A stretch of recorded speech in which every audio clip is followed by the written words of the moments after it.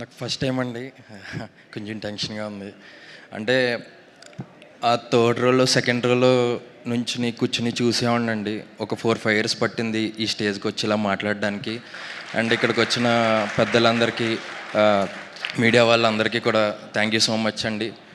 ముందుగా మారుతి సార్, మీ ఈ రోజుల్లో సినిమా అప్పట్లో థియేటర్లో ఇంచుమించు ఒక 4-5 టైమ్స్ చూసాను సార్. ఆ తర్వాత అప్పట్లో ఓటీటీ ఉండేది కాదు కాబట్టి టీవీలో ఎప్పుడు వస్తుందని చెప్పి వెయిట్ చేసి అప్పటి నుంచి కూడా మీ ఫాలో అవుతాను సార్. అండ్ మీ గురించి షూటింగ్లో వింటూ ఉండేవాడిని సార్.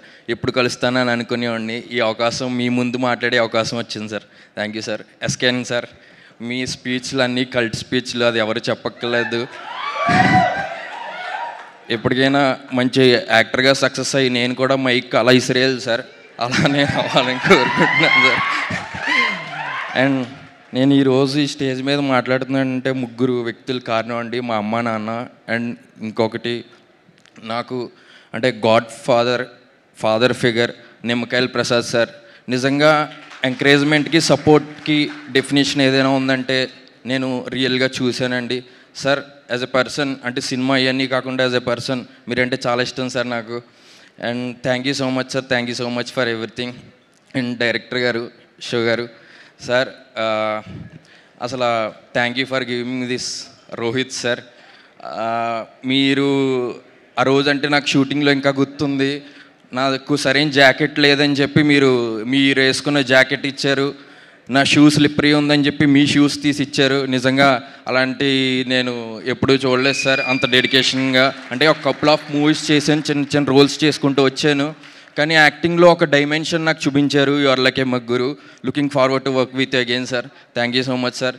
సాయన్న, నీ విజువల్స్కి మాత్రం ప్రతి ఒక్కళ్ళు మెసేజ్లే అన్న. ఎంత మన బ్యూటీ సినిమా ఎంత బ్యూటీగా ఉందో, విజువల్స్ కూడా ఇంకా అంతే బ్యూటీగా ఉన్నాయి. అండ్ నరేష్ సార్, మీతో నాకు ఒక 2 సీన్లు అప్పుడు అన్నీ చాలా నాకు బ్లెస్డ్ కింద ఉంది సార్. మీ పక్కనే ఉంటాను సార్. నేను ఎప్పుడు మీ స్టూడియో వైపు వస్తూ ఉంటాను, చూస్తూ ఉంటాను.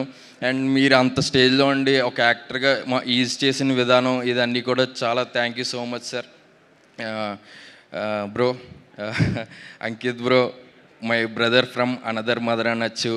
నువ్వు అసలు క్రేజీ బ్రో. నువ్వు మాత్రం నెక్స్ట్ లెవెల్. ఎందుకంటే నువ్వు నాకు చూపించిన లవ్ కానీ, అఫెక్షన్ కానీ నేను అది ఎప్పటికీ మర్చిపోలేను. Thank you so much.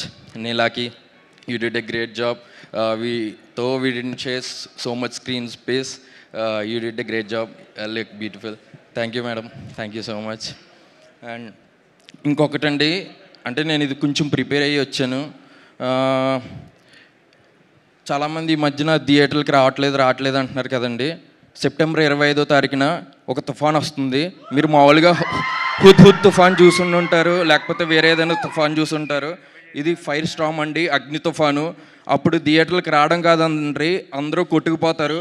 అలాంటి పెద్ద తుఫాన్ తట్టుకోవాలంటే ఫస్ట్ మనం ఒక చిన్న వర్షం లాంటిది, ఒక జిమ్కి వెళ్ళి వర్కౌట్స్ చేసేటప్పుడు ఒక వామప్ ఉంటుంది కదా, అలాగే మా సినిమాకి వచ్చి ముందుగా ప్రిపేర్డ్ అయ్యి మంచి ఎంటర్టైన్మెంట్ ఫీల్ అవ్వండి. వారం తర్వాత 25వ తారీఖున థియేటర్లో మొత్తం తగలబడిపోతాయండి, అది మాత్రం పక్కా. Thank you so much. ఈ అవకాశం నాకు ఇచ్చిన ప్రతి ఒక్కరికి థ్యాంక్ యూ సో మచ్ అండి. Thank you so much Nagendra. Thank you and wish you good luck. ఈ చిత్రంలో